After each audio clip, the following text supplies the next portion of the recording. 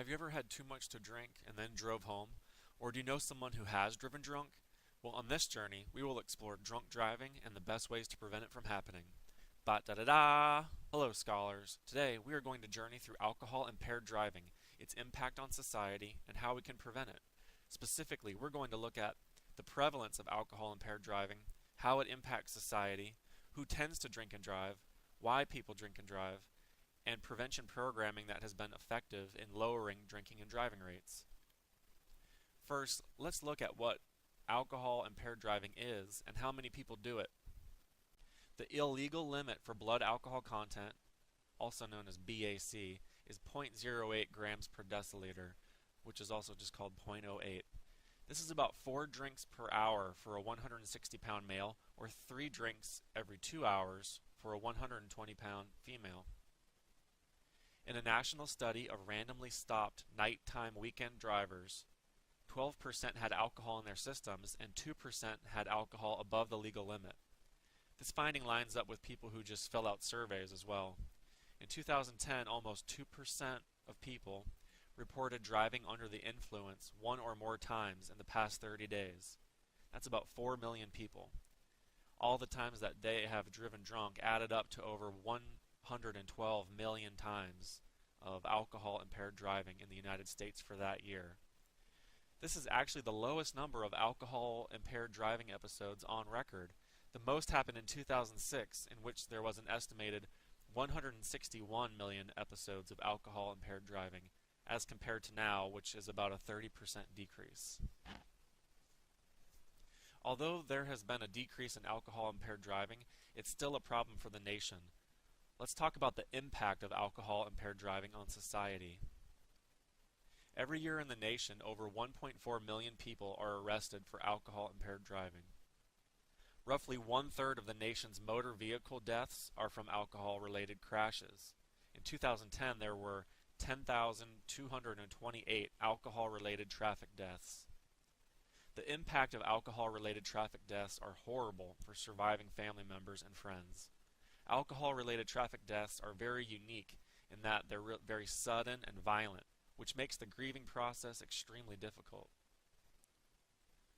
Alcohol-related crashes cost the nation over $51 billion every year. That includes costs from fatalities, injuries, vehicle damage, property damage, loss of productivity, medical expenses, and travel delay. Alright, now we know how much drinking and driving is going on and its impact on society. Next, let's talk about who tends to drink and drive. First is men.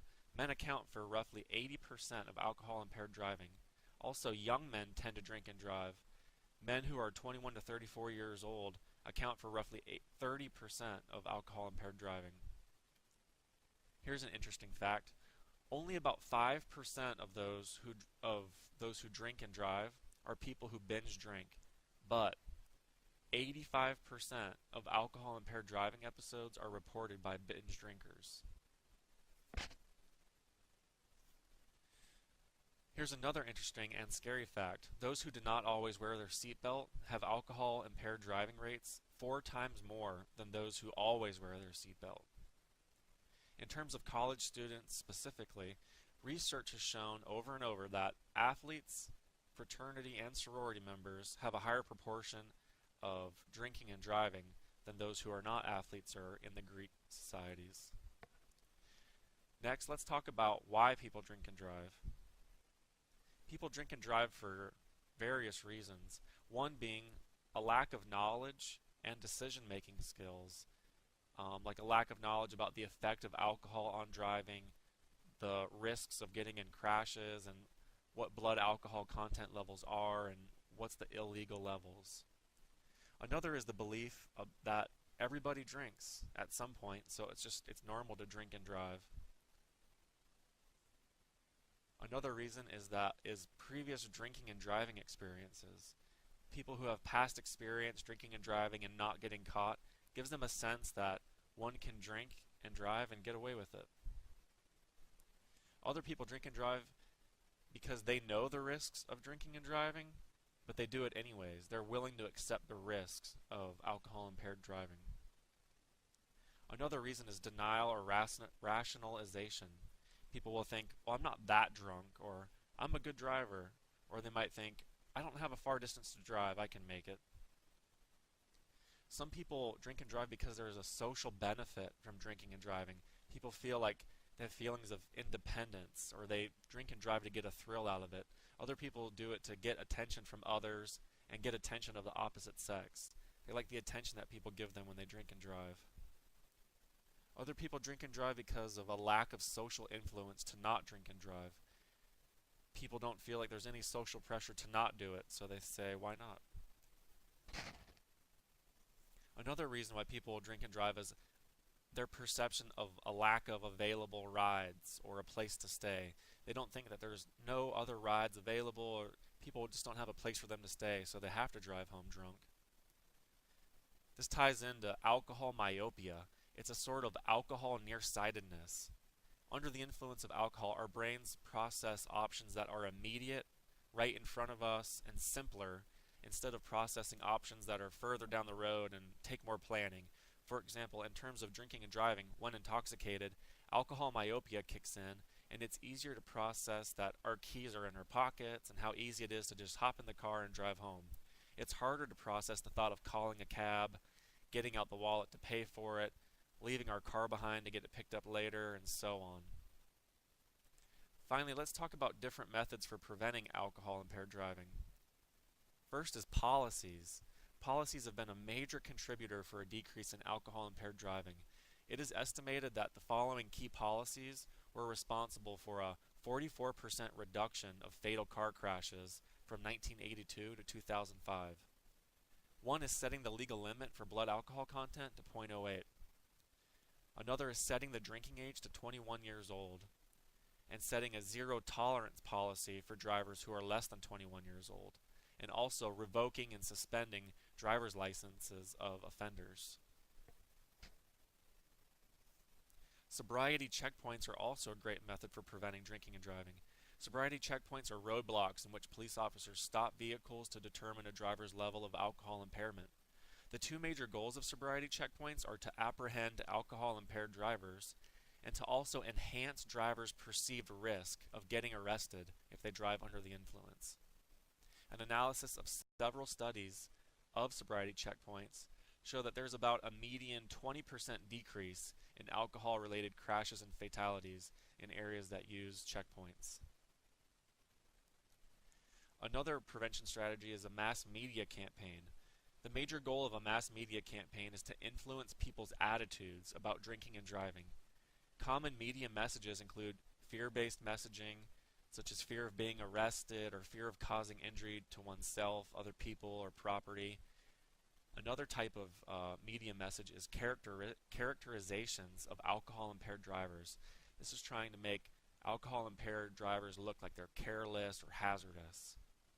An analysis of several studies indicate that mass media campaigns have a median 13% decrease in alcohol-related crashes, regardless if the messaging is fear-based or characterization-based. Several media campaigns, or successful media campaigns, tend to be well-planned. That means they were pre-tested, they were based on some kind of communication theory of the best way to get your message out there, and they're exposed to a large portion of the intended audience. Successful media campaigns also tend to be combined with other prevention strategies in the local area, like sobriety checkpoints. Another prevention strategy is instructional programming. This varies from program to program in length and content. Published studies on instructional programs have focused on high school students. Content typically includes information about harms of drinking and driving, not using seat belts, social norms, and refusal skills. Those exposed to informational programs tend to have lower intentions to drink and drive or ride with an intoxicated driver. There's also the promotion of designated drivers. These are mass media messages promoting the use of designated drivers. There's only been a few studies conducted so far on promoting designated drivers, and there's insufficient evidence of the effectiveness of these types of mass media campaigns. Another prevention strategy is bar and restaurant incentives for designated drivers. These are bars and restaurants who offer designated drivers free non-alcoholic drinks and snacks, with the purpose being that the designated driver doesn't drink alcohol.